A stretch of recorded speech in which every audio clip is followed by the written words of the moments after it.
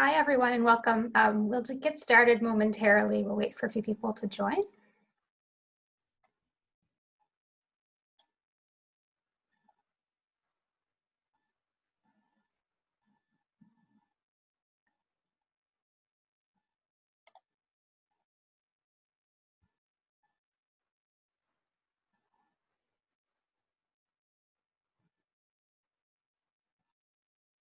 We're just letting a few more people filter in, and then we'll get started.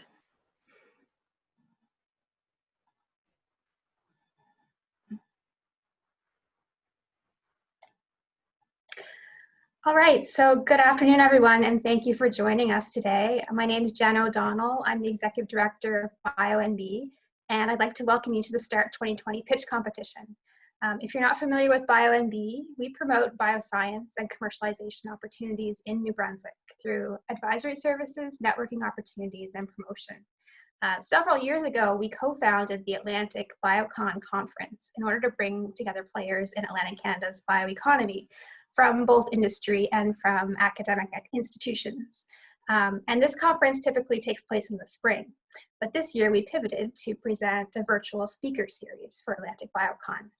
We did this because we really felt it was important now more than ever to have discussions about what the potential in a bio-based economy is in the region and provide updates on what's happening in this space in Atlantic Canada. So we started these monthly episodes in the BIOCON speaker series in June, and this month we're handing the torch to Ignite. As you know, they have organized the START 2020 pitch competition for bioresource innovation by startups and entrepreneurs. And I'm really excited to be part of this event today. Each year at Atlantic BIOCON, we meet a lot of really interesting and highly motivated entrepreneurs. And the response to this inaugural competition has really shown that there's a lot of momentum in the startup community to advance opportunities around our bio-based resources in Atlantic Canada. So in closing, I'd like to welcome you to the main event. And I would like to introduce Rod Badcock. He's the Executive Director of the Nova Scotia Innovation Hub. Over to you, Rod. Thank you so much, Jen, and welcome everybody. As Jen said, I'm Rod Badcock. I'm the Executive Director of the Nova Scotia Innovation Hub. If you're not familiar with the Innovation Hub, we're a Nova Scotia-based not-for-profit that supports the advance of the low-carbon bioeconomy in the province. We work with businesses who are in the bioeconomy space to help them launch and expand in Nova Scotia. We're so pleased to be here today and support START 2020. It's a way to found and support new innovative startups in this space, which is key to building not only a robust pipeline, but a robust sector. So very grateful to our partners at Ignite. Sebastian's done a great job in pulling this together. Also working with BioNB, BioEnterprise, and NovaCorp and Emergence. We certainly really appreciate all their support in helping this event come to fruition. So speaking of partners, also wanted to touch on another program that we're working on at the Innovation Hub. We're working closely with NovaCorp and BioEnterprise on a program to support ag tech and bioeconomy businesses in Nova Scotia. So I'll plug that and say stay tuned for more. You should hear a formal announcement on that in the coming days and weeks. Finally, just want to thank all of the judges. Really appreciate you taking the time to be here. Also, all of the applicants we received, so many great applications. It was very tough to narrow down to the 5 finalists that will present today. And with that, good luck to the finalists. Really excited to see the pitches. They're all great ideas. Unfortunately, there can only be one winner, but very excited to go through the pitches and see the great ideas and materials put together. So with that, I'll pause, and Sebastian, I'm going to hand it over to you. Thanks so much, Rod, and thanks to you, Jen, too, for the warm welcome. And welcome to all of our attendees and also to the judges and finalists today. I'm going to start by just talking a little bit about Ignite as well. We're Nova Scotia's Rural Innovation Hub, and being based in rural communities, we do see a lot of Bioresource innovation.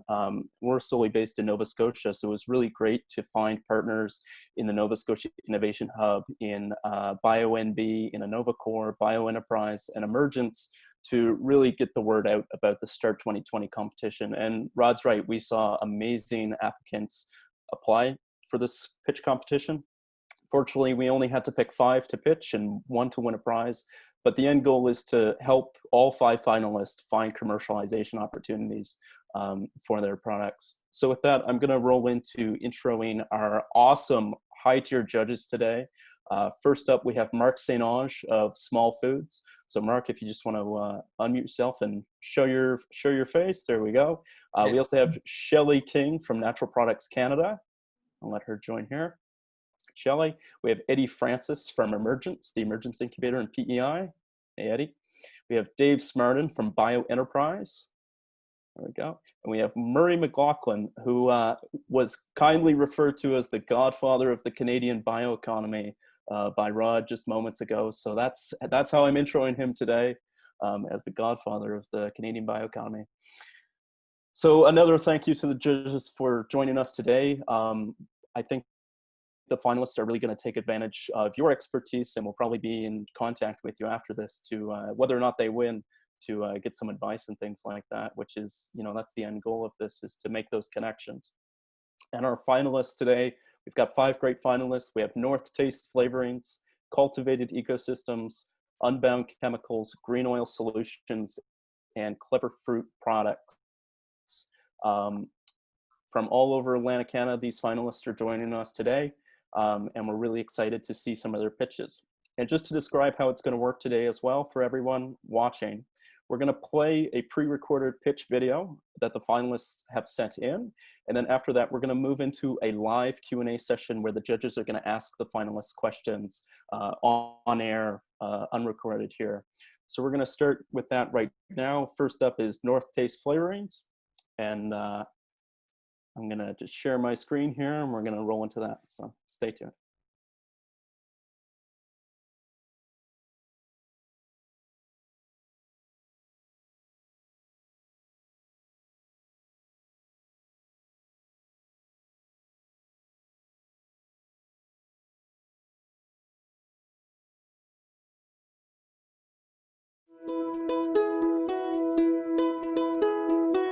For the past 11 years, no company in seafood processing has been more innovative with bioresources than North Taste Flavourings.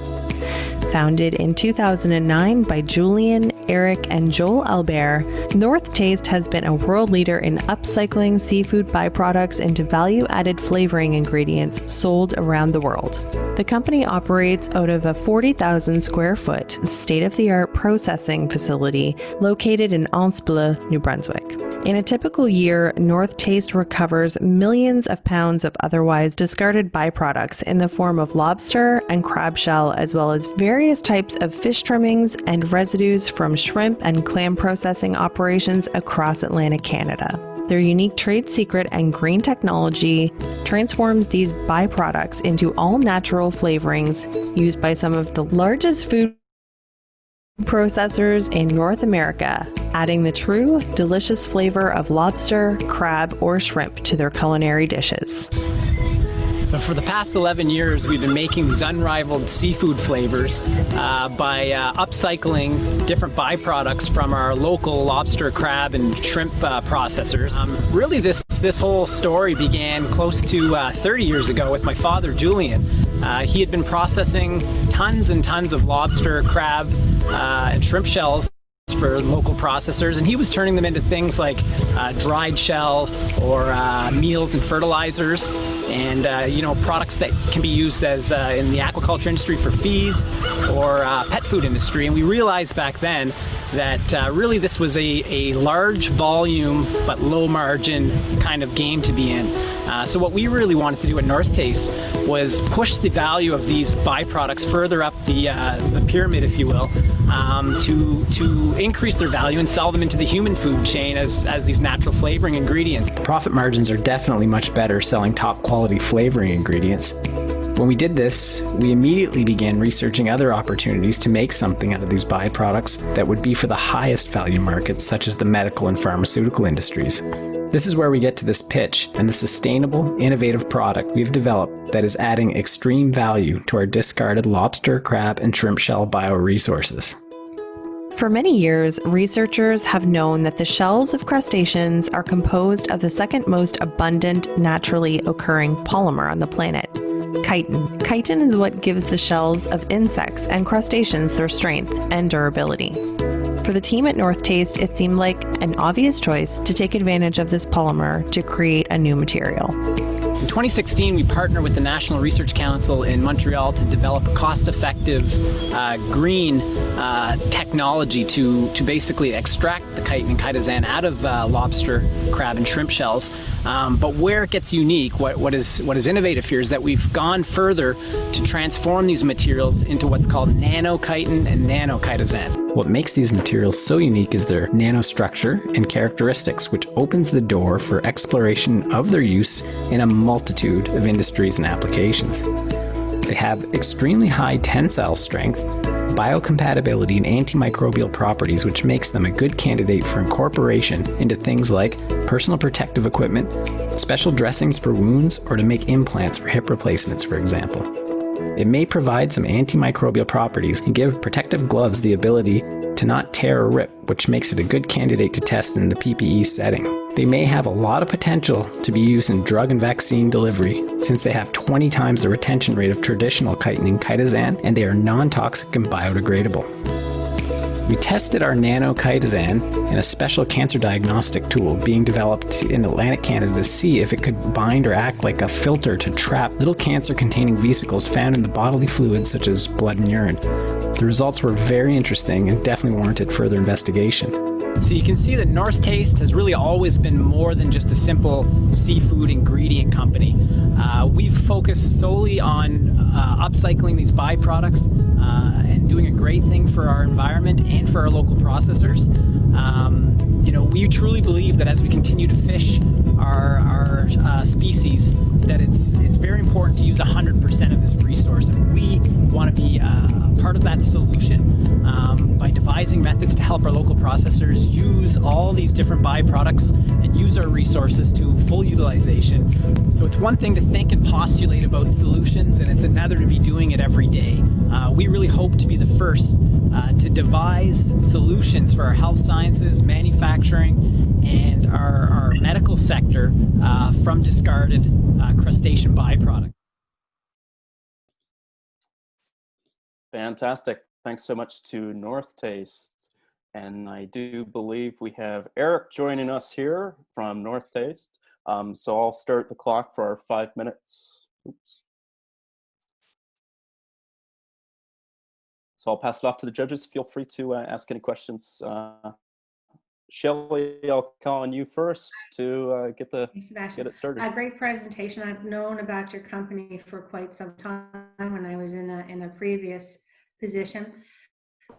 So chitin and chitosan been around for a long time, the concept. So you've developed, your nanochitosan, which you said is your unique differentiator. But I guess there's so many potential applications. What are you focusing on first, and what's the timeline for development? Can everyone hear me okay? Okay. So that's a great question, Shelley. I mean, you're right. What's unique about these materials is they have, very unique properties, different than traditional chitin and chitosan. So it really does open the door to be used in an array of different industries. We've been processing large amounts of waste for a long time. And one thing we've realized is that to get into the, some of the lower hanging fruit, such as the ag industry, for example, it's a really large volume, low margin, low return game. So we decided a long time ago, we really want to focus on the pharma sector first. So we really want to look at how this materials could be incorporated into things like drug delivery, for example. Now, the timelines, we're still developing the products. They're yielding slightly different properties when you make them from a different source. So the feedstock does matter. So we still have to characterize some of the properties from, say, crab shell versus shrimp shell versus lobster shell. and then find out which industry or for example, which of the materials from which feedstock would be most applicable to, say, drug delivery for cancer treatment or something like that. Thank you. You're welcome. Hi, Eric. It's Eddie here. Great presentation. Thank you. Kind of piggybacking on Shelley's question as well, too. The regulatory framework will kind of dictate where you're heading to. Do you guys have a regulatory strategy going forward? Yes, we do. So we're already working on that as well. We've already applied, because this substance is new and novel, it has to obviously pass different regulatory bodies. It has to be registered. So we already have the process. We've got a CAS number already, and it's being examined, the material's being examined and determine whether it will be safe and it can be safely manufactured. So right now, as it stands, we can only make, I believe, we have to give notice if we want to make over 1,000 kilograms of the product. But yeah, we're working through that regulatory framework, and then obviously for it to be tested for medical applications and human trials and things like that, that would be a whole other hurdle to step over once we have the product accepted. Great. Thanks, Eric. No problem. Eric, it's Dave here. It's a good presentation. I really enjoyed it. My question really is you started off talking about the flavoring marketplace, yeah, and then you moved into the medical pharma side. I'm just trying to get a sense for is this a shift in the corporate strategy? Are you abandoning the flavor side, or are you moving forward with both? And how much of your business do you anticipate being out of flavorings versus medical? Right. Great question, Dave. So yeah, so we've been making the flavors since 2009. And it really, right now, it's the core part of our business, and it will remain the core part of our business as we further develop, this nanomaterial. Obviously, it is dealing in this world of developing something for the pharma sector takes many years to develop. I'm sure you're all aware of that. But I think what's unique to this process is that we can actually incorporate both processes. So we can still extract flavor out of shell and use that same shell to be able to extract the chitin and chitosan. So we're really, to me, that's extracting the maximum value out of a wasted material. So we will continue to do both. And we've got 30 seconds left if there's any short questions from the judges, but if not, we'll just move on. I'll Murray, take a quick one.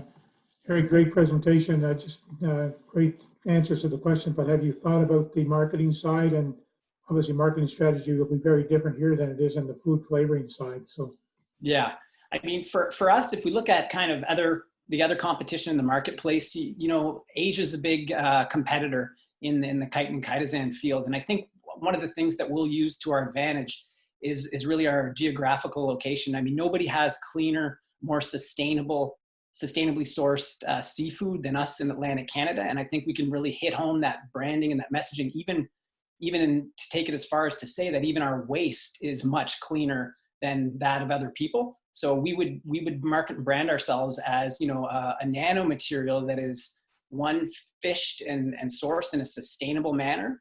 So we're doing a great thing for our environment, and also that it's very clean and pure. So I think that would be a key part of our message and strategy.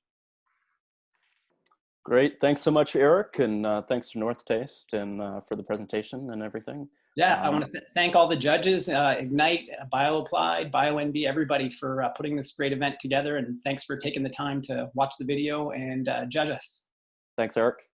We're going to drop him down while we play the next video here. So I'm going to get that queued up for everyone.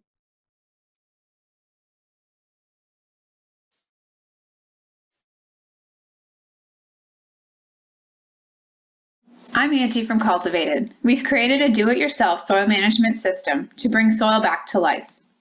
Industries like agriculture and fisheries are losing the option to relocate their waste to landfills. Because of this, these industries are being forced to stockpile waste, which can emit high levels of greenhouse gases and other environmental stressors like algae blooms and soil toxicity. In just 14 days, we can turn biowaste from these industries into active living compost with dense populations of plant-supporting biology. Bringing soil back to life will reduce the need to fertilize or alter the pH. Because growing food should be easy, affordable, and safe, current methods of growing do not support the soil ecosystem and can cause major plant burn and worries of runoff, not to mention it's expensive and time-consuming. We formed Cultivated because we were frustrated that natural products were hard to access and didn't work as they claimed. I owned a horticulture company, and even accessing healthy compost was a struggle. Supplying my clients with safe and easy tools to care for their properties was almost impossible, and more pests were becoming immune to the on-the-shelf products. I brought this up to Marla, and she expressed the same frustration. We decided we had to do something about it. With her biology background, Marla found this biological method with over 40 years of global research to back it up. We quickly realized this method can be a simple fix, but one cannot start this on their own. A company with specialized equipment and knowledge could deliver this in a painless format.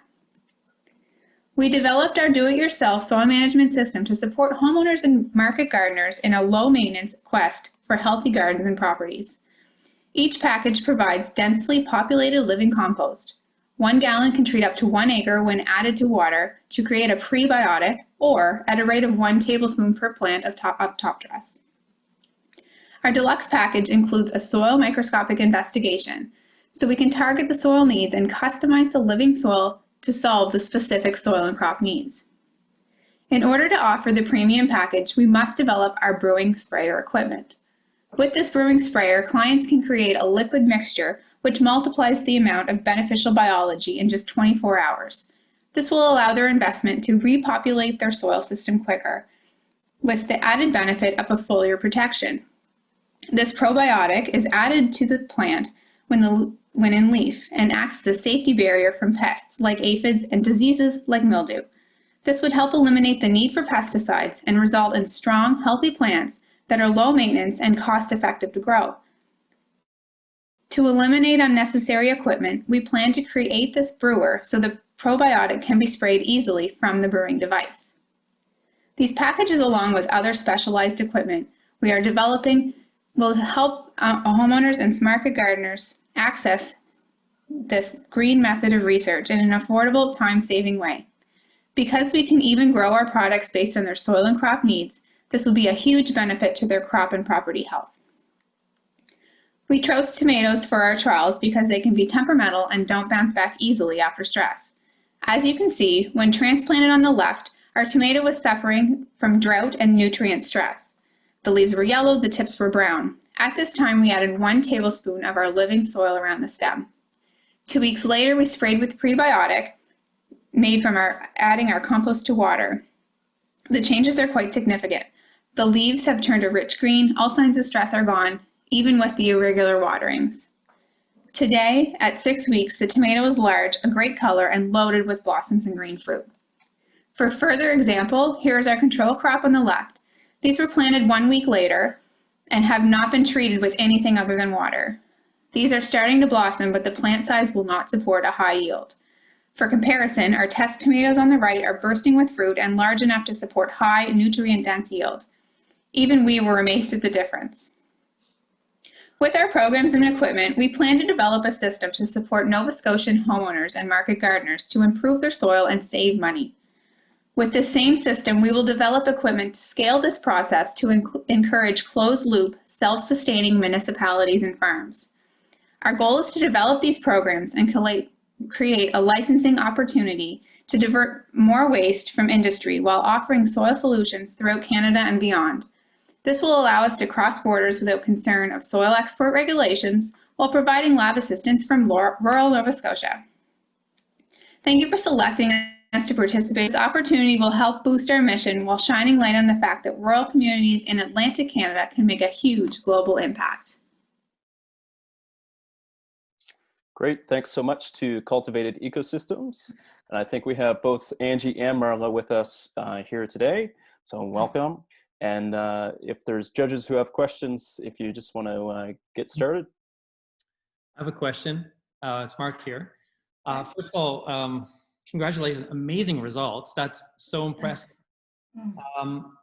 Just quickly here, I know you talk about some of the benefits around pest protection. have you actually run any specific trials, or is it mostly just on the general growth of the plant? It's mostly on the general growth of the plants. And the protection of it usually comes with producing a tea, and it's growing the microbes, because the bacteria usually form a sticky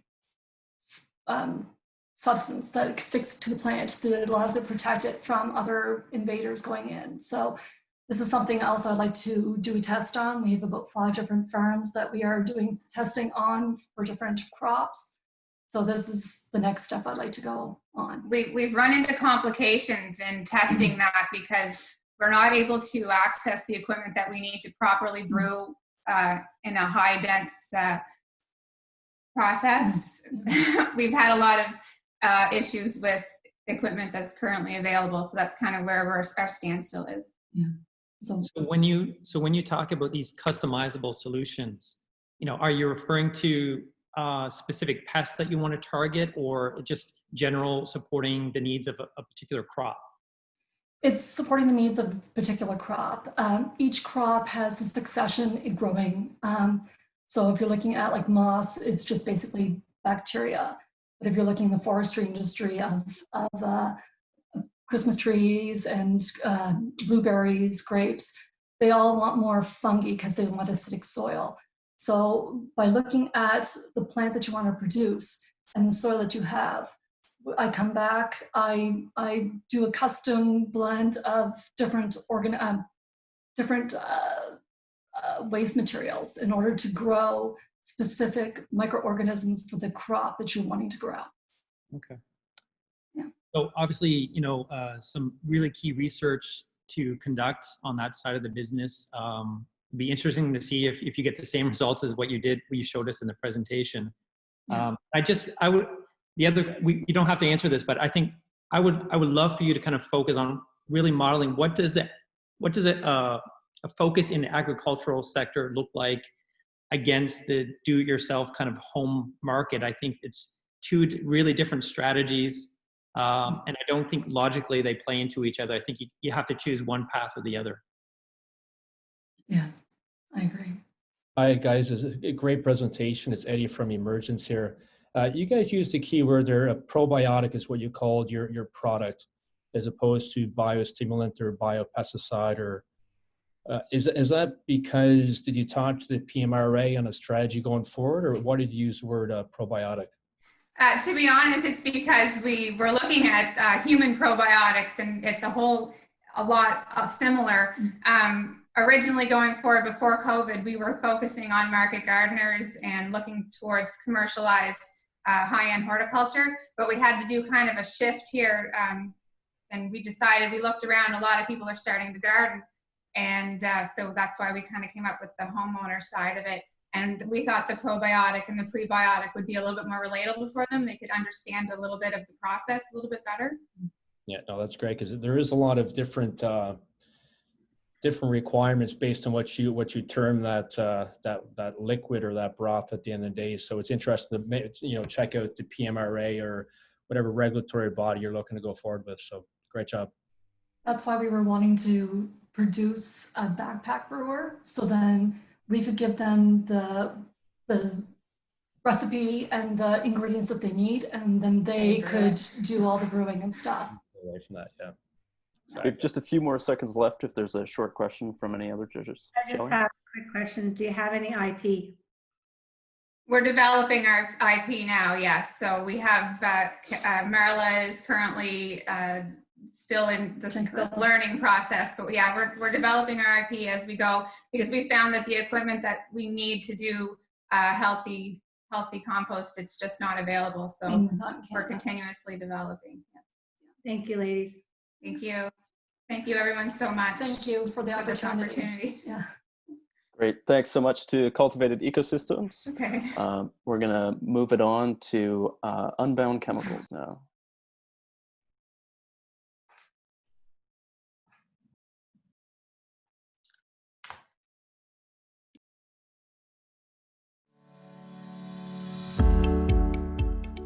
Hi, I am Blaine Edwards, founder of Unbound Chemicals.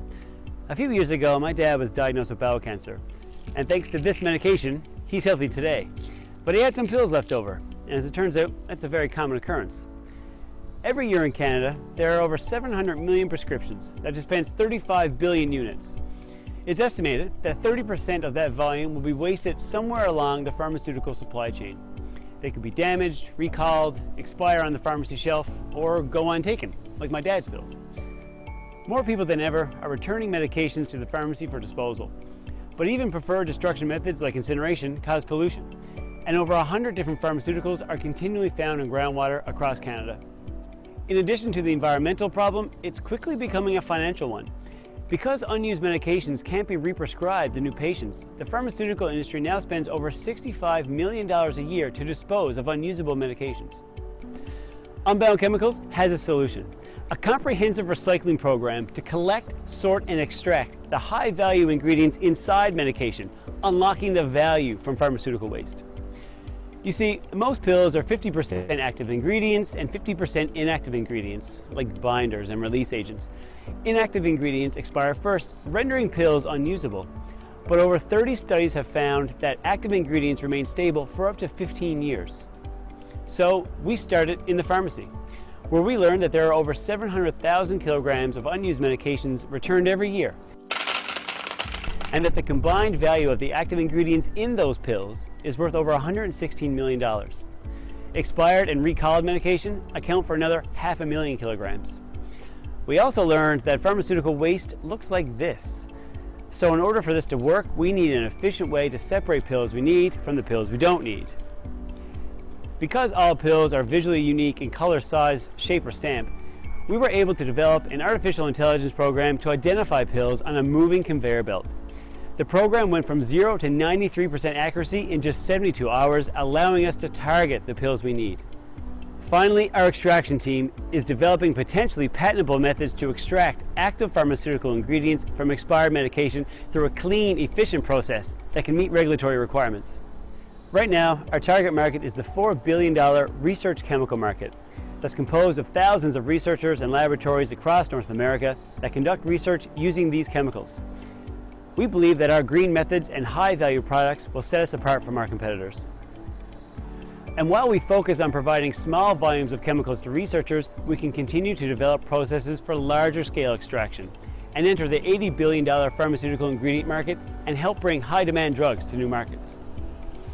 We have a small but dedicated team working on our science and technology. Our co-founder, Hitesh Viedia, is working on the extraction process. He has a PhD in chemistry and a decade of industry experience. Memorial University's Deputy Head of Chemistry, Dr. Christina Botero, and Dr. John Hobbolt, a pharmacist at Mons Med School, are guiding our research. So are a long list of mechanical and chemical engineers, medicinal chemists, industry experts, programmers, and patent lawyers. In March 2020, Unbound Chemicals was accepted into the award-winning Genesis Enterprise Incubation Program. In the 4 short months that followed, we've hired 2 staff, recruited pharmacies for our research, and gained traction with big players in the pharmaceutical industry. Just last week, we met with a panel of 40 of the largest pharmaceutical companies in Canada. They see the value in our solution. This is a pivotal moment for our company, and that's why we're asking for your support. With prize money and industry contributions, we'll be able to leverage more funding to help bring our research from the laboratory to the real world through our pilot project and develop a pill sorting prototype. We believe that with your support, we can springboard Unbound Chemicals from Atlantic Canada to help solve a worldwide problem.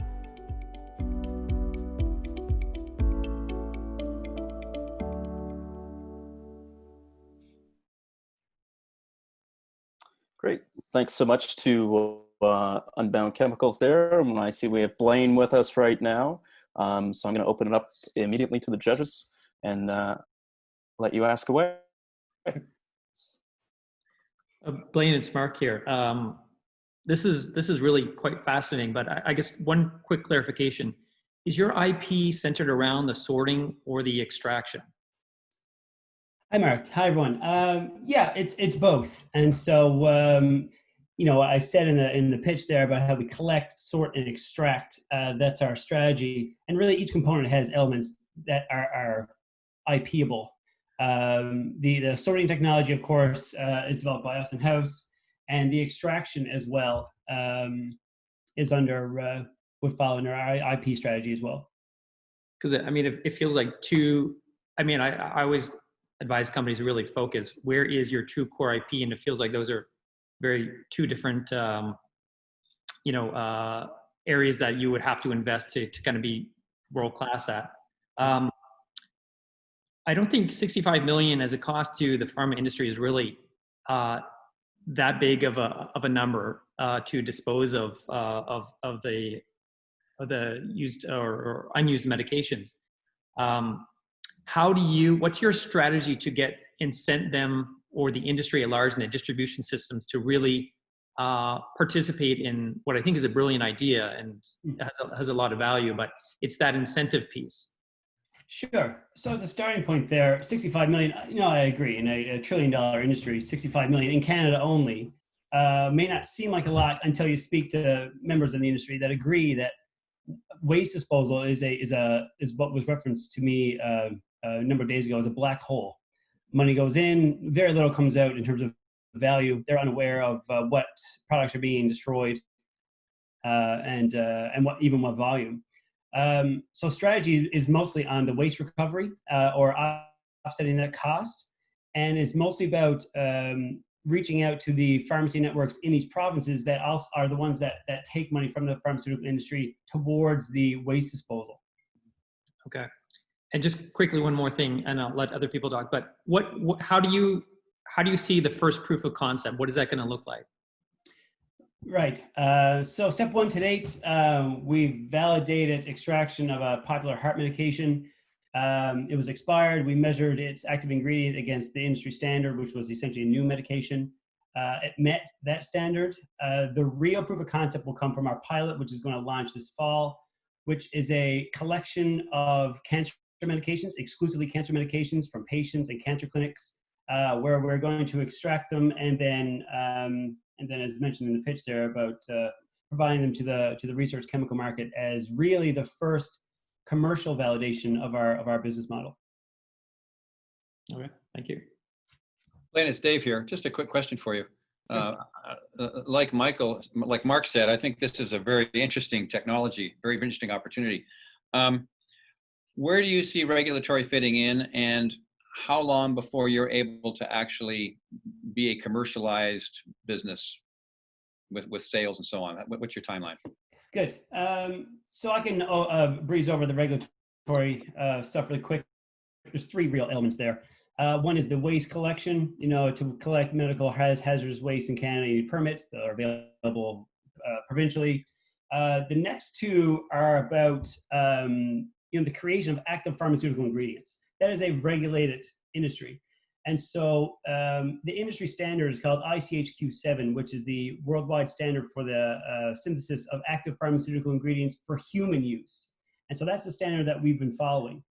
There's actually a chapter in that in ICHQ-7 that talks about how to develop when to kick back product back to your manufacturing process. So we're not really creating a whole new technology. We're just kind of building upon something that industry does already with product that doesn't meet standards. Timeline-wise, we intend to have our small volume of research chemicals out this fall.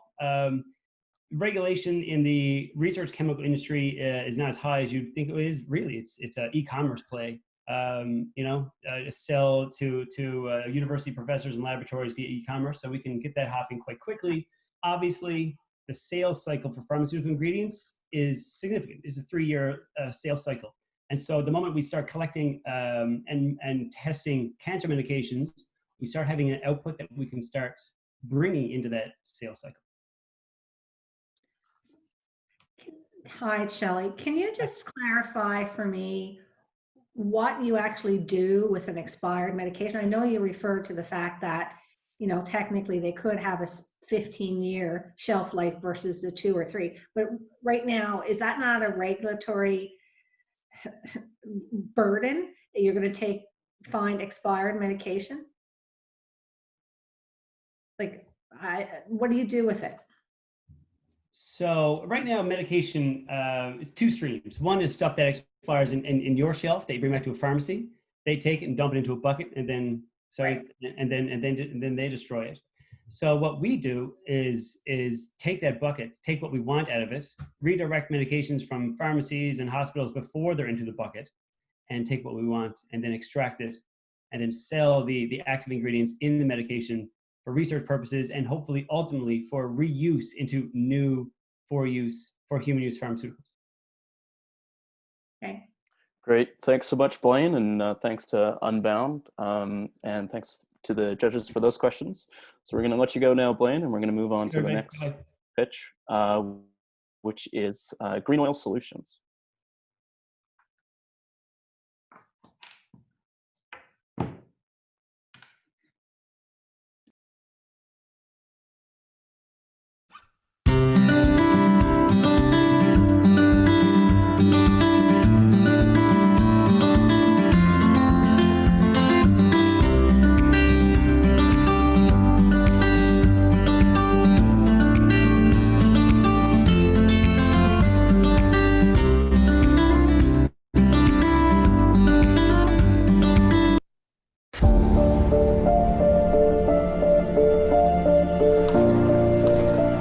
There are more than 4 million boats in Canada, and virtually none have a bilge filter system. If each boat discharged just a half a liter of oil or fuel each season, that could potentially release 2 million or more liters of hydrocarbons, contaminating billions of liters of water.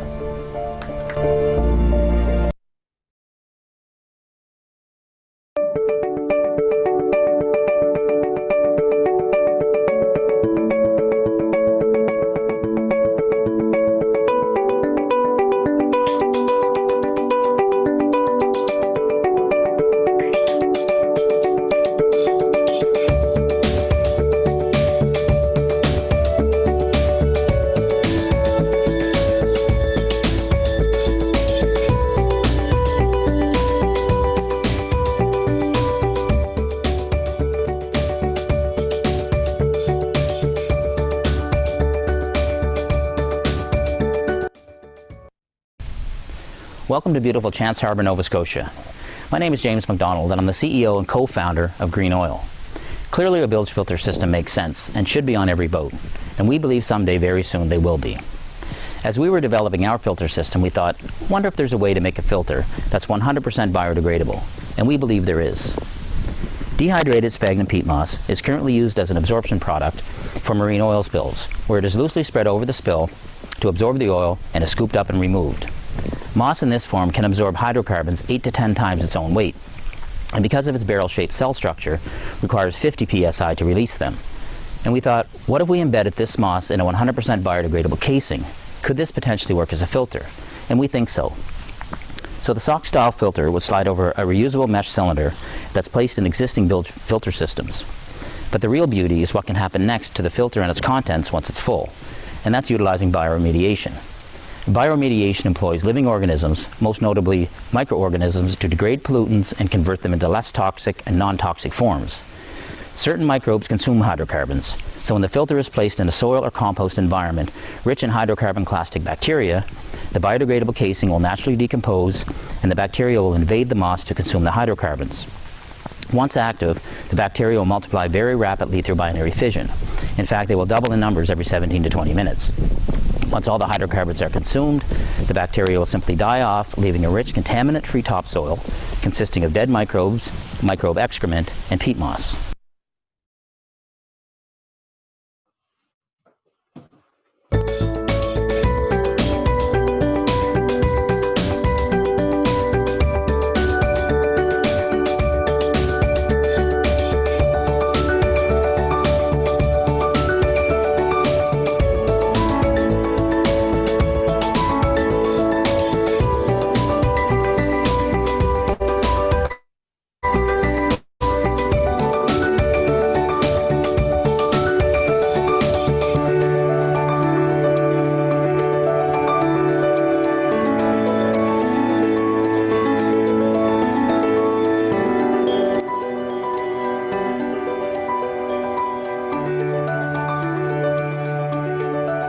Once the systems are widely installed on boats through the rebate program and inevitable legislation, this will provide a vast market to offer a green alternative to disposable filters. Now, in the beginning, I asked the question, do these images match your view of a maritime lifestyle? And for the vast majority of us, they do. And this is certainly Green Oil's view, which is why we work hard every day developing innovative products to keep this view a reality. And with your help, we think we can. Thank you. Great. Thanks so much to Green Oil Solutions. And I see we've got James with us today. So I'll give you 5 minutes for the judges to ask your questions.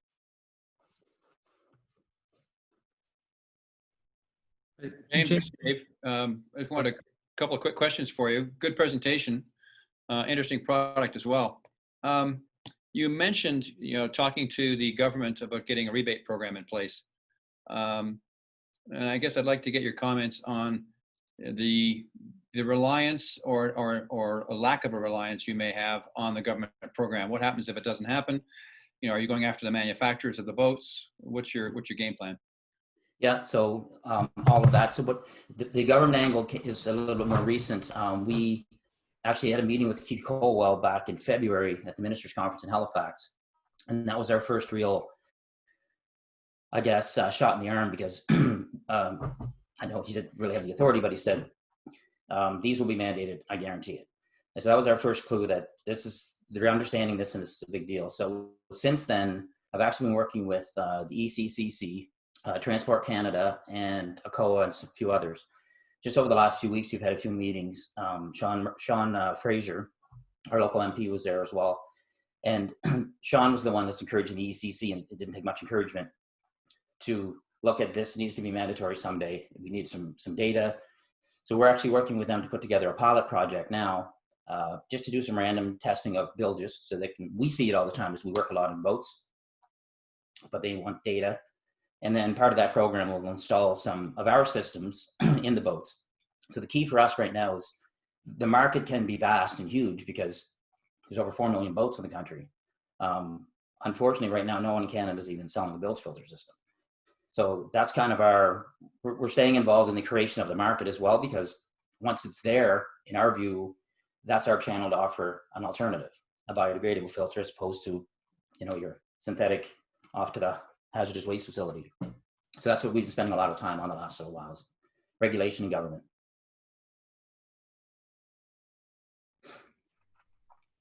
Yeah, thanks, James. It's Eddie here. I'm thinking supply chain and commercialization strategy. Do you see any issue with supply chain, and can you scale us up if you do get to that commercial market?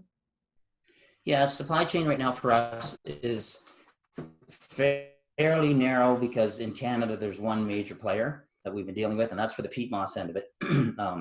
Mind you, they're large, so I think it would take a lot of sales on our end to outgrow them. They're out of Quebec.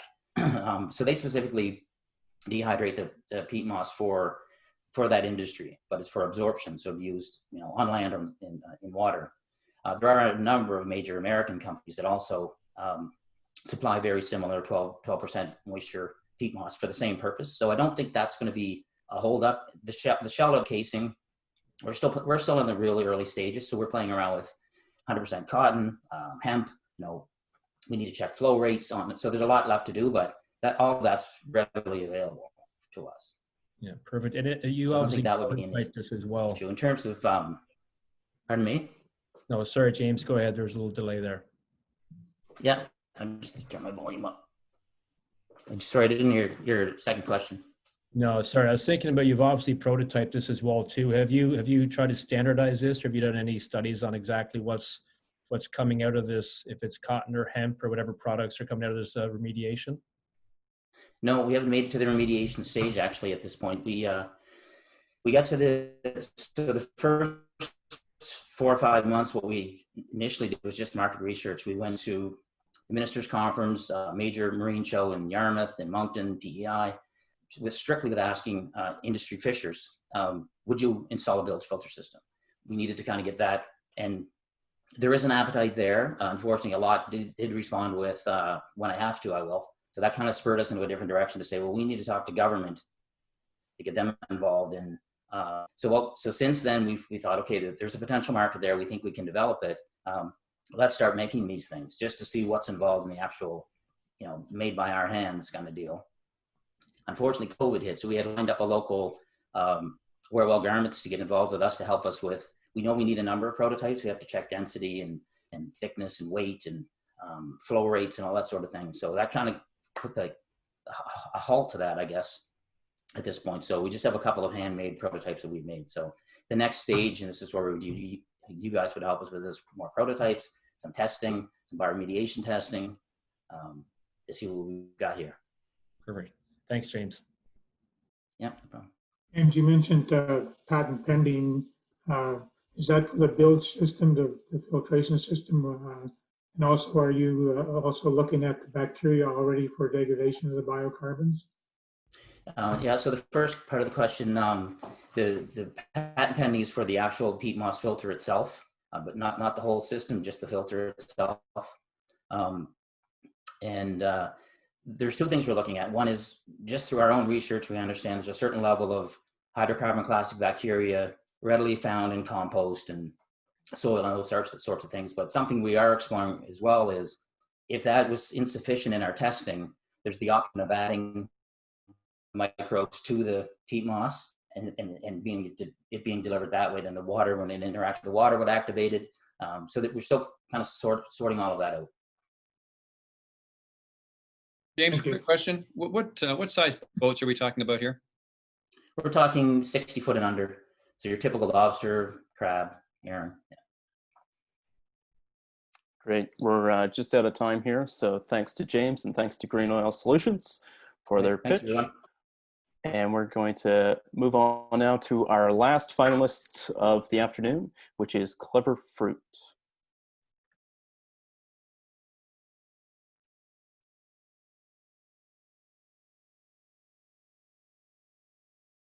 My name is Jacqueline Saunders, Program and Marketing Manager at Clever Fruit Products. Here at Clever, we're focused on one thing, helping people manage cholesterol naturally. Our product is a functional ingredient that early trials suggest has significant cholesterol-reducing properties. We intend to be a wholesale manufacturer selling B2B. But first, just how big of an issue is high cholesterol?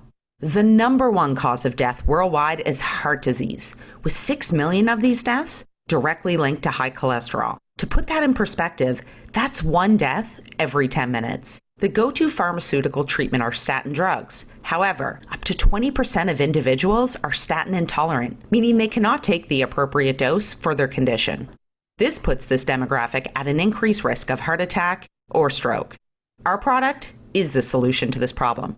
We have developed a functional ingredient that manages cholesterol naturally. We combine the Nova Scotia wild blueberry with our proprietary fermentation processes. This creates a product with double the efficacy of our competitors without negative side effects. So let's talk about the benefits of our ingredient. Our preliminary trials showed a 40% reduction of LDL cholesterol, otherwise known as bad cholesterol. It has also been shown to reduce oxidized LDL, which is the culprit that leads to blocked arteries. As an added bonus, it has also been shown to reduce blood sugar, blood pressure, and potentially inflammation. But what about the other natural products out there for cholesterol management? As you can see, early trials suggest our product has almost double the efficacy of its closest competitor, red yeast rice. It's important to note that the 2 largest in market share, red yeast rice and olive leaf extract, are currently under regulatory review and are expected to be reclassified or removed from the market. Which leads us to, how are we going to bring our product to market? Our team is built around individuals who have the practical experience doing just that. Our president, Liam Taylor, launched the world's first Haskap berry powder. Clever's executive chair, Sean Sears, has 25 years experience managing startups, 10 years of which were spent building healthy products. However, given our ingredient is first and foremost a scientific product, it requires a diligent team of scientists to develop it. Dr. Vasantha Rupasinghe, our chief science advisor, is one of the most experienced fruit scientists in Canada and has successfully filed numerous patents. Stephen Newark, our science director, has decades in the commercialization of nutraceutical products. Vasantha and Stephen's experience in the development of nutraceutical products is key because, as we mentioned earlier, our product is not a consumer offering, but an ingredient we sell B2B. This is a global market, and we currently have interest from 4 continents in the segments of functional foods, supplements, and nutraceuticals. Individuals with high cholesterol are reaching epidemic proportions, and these three segments are looking to increase their product line to meet this demand, which leads us to our total addressable market. 12% of the world's population, or 542 million people, are estimated to have high cholesterol. Assuming that 15% are statin intolerant, there are 81 million individuals who are statin intolerant and have high cholesterol. Using the active ingredient costs of existing natural products, this results in a current market potential of $8.2 billion. And there's also the 15% of individuals who are statin intolerant with borderline high cholesterol who fall into the preventative market. This equates to 173 million people and a 17.5 billion market potential. So now let's look at our traction and timeline. Over the last 2 years, we've been working on improving the manufacturing process and product. In 2018 and 19, we signed agreements with Atlantic Canada's two leading research centers, Perennia and PEI Biofood Tech. And while it's too early to make an official announcement, we recently won a prestigious competition in our sector, which will help us to complete our next stage of scientific research in order to launch our supplement in 2021 and a nutraceutical with a health claim in 2022. We are looking for investors, both financial and in kind, to aid us in the commercialization of our product and scale up to meet our market demand. Start 2020 is an ideal platform to reach out to potential partner organizations, prospective investors, and industry experts. The $25K will be used to develop our virtual marketing strategy with potential customers, enabling us to fully understand their demand requirements and obtain letters of intent to purchase. And just to demonstrate the interest our product has already generated, I'll leave you with a quote from a potential partner who we met at Supply Side West. He currently runs a $50 million business that falls into that category of potentially being reclassified. He was so sold on our solution that he has already asked for an exclusivity for Italy, France, Germany, and Spain. Well, it looks like we're at the 5-minute mark. On behalf of everyone here at Clever, we thank you very much for your time. Great. Thanks so much to Clever there. And I believe we have Liam Taylor joining us today. So I'm going to pass it over to the judges and start the 5-minute clock. Liam, it's Mark St. Ange here. Fantastic presentation. I'm a big fan of berry polyphenols. I know quite a bit about this space. And I love the fact that you guys are really taking a different approach and investing in the science. But just for clarity, all you have today is preclinical, right? Yes, we've completed our first round of animal trials. And if it weren't for COVID, we already would have completed our second round of animal trials. We're looking to get our clinical trials started within the next 18 months. So of course, you know, in the, whether it's, you know, drug or NHP space, preclinical obviously is a place to start, especially to look at safety and early efficacy. But, you know, we know that these things don't translate very well to humans. So I think, you know, I think it's going to take a concerted effort to really understand the pathway biology of how these new metabolites are working. And, you know, I think that there's a big investment there. I would also say that if you're looking more in the preventive market, I would start to really think about expanding your claims. I mean, the polyphenols do so much for the body that I think you're really going to limit yourself. I mean, the name of the company is Clever. So immediately I was thinking, oh, it's going to be like a brain performance thing or something like that. Well, that's true. And just to clarify, our pathway to market, in order to move into our market, we actually just came out of a call with a potential client not an hour and 20 minutes ago, where we asked them that particular question: do we have to wait for a clinical trial? And their response was, well, tell you what, get your second animal trial, in vitro test with human cells to demonstrate mechanism of action, and we can actually bring out a supplement product that will allow us to enter the market with a primary claim on the antioxidant or the anthocyanin content before we get to the clinical trial stage. So their recommendation was to do this research, get it as close to what is required to get to a clinical trial, and come and talk to them, and they will start talking to their clients about our product already. But that's a big difference, like going to market as with an antioxidant claim versus, you're trying to position your company around, a very kind of almost like a drug-like, treatment of statin-resistant high cholesterol patients. So, yeah, I think there's a gap that I see there. The first stage to getting into the market is to build understanding of what our fermentation, our biotransformation technique can offer. It is to start generating some revenue even before we get to our clinical trial stage.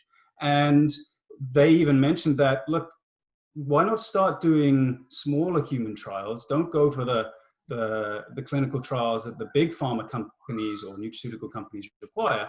Start small, because that has relevance. That data is important to us, and they will start being interested in your product. And that's actually a comment that we've received from another potential customer as well. Okay, thanks. Shelley, it was a great pitch. Nice to see you again, by the way. Hi, Shelley, yes. Can you just outline for me what you're testing in your second round of animal trials? Is it to confirm the first round, or are you looking for something else? The reason for our second round of animal trials is trifold, really. The first round of animal trials, we were focused very much on blood pressure when we got this extraordinary cholesterol reducing effect. So we were using an animal that was more appropriate for blood pressure reduction. So now we're going to be using another test subject, which will allow us to focus on the one claim we really want to focus on at the moment, which is the reduction in cholesterol. So we're using Syrian hamsters, which you can actually extrapolate data for that is meaningful for our clinical trials. So we're doing that to confirm the data we have. We are optimizing our manufacturing processes, and we believe we've actually got a superior product the second time round. And we also are testing a second product, which will potentially give us, as Mark mentioned, some other health benefits. The technology that we have, the IP that we really focused on, is our multiple fermentation technique to create these new bioactives. And it's not just applicable to the wild blueberry, although that is our primary product. This is a concept that we can extend to cranberries, we can extend to apples. So it is very much a first product in what we hope to be a product range to hit a number of different health issues. Thank you. Great, thanks so much, Liam. Oh, sorry. I was just going to say we only have a few more seconds, so if we have a really quick question, I'll leave it to you, Eddie. Big quick question. Just wondering what scale you're at right now, Liam, and if you characterize all metabolites. At the moment, we've just identified funding to scale up for our customers. We are analyzing the entire polyphenolic profile, and from that, we intend to discover more about our mode of action, which is where we then move into our in vitro effects on human cells, which will really give us a better understanding of which metabolites are creating this incredible effect. Perfect. Thank you, Liam. Thank you. Awesome. Well, thanks to Liam, and thanks to Clever Fruit for being our last finalist today. And just very appreciative of all of our finalists from North Taste, Cultivated Ecosystems, Unbound Chemicals, Green Oil Solutions, and Clever Fruit. And an amazing thank you for our judges for joining us today, as well as all the attendees who tuned in live for this session. We have recorded it, and we will post it live, or post it recorded, so people can view it in their own time if they weren't able to make it as well. So I'm sure everyone will get the link for that and start to share it around, so you'll see it. The judges are going to leave this meeting and go into deliberation, and we're going to come back and announce the winner for the Start 2020 competition on Thursday. This Thursday, we're going to announce the winner of the Start 2020 competition, who gets $25,000 of a prize package as well as commercialization opportunities behind it. So we're really excited for that. So we're all going to pop off and duck into our deliberation room. And if you all get an email with who the winner was, but thanks again for joining us today. And we hope to see you at our next BIOCON event. Thanks.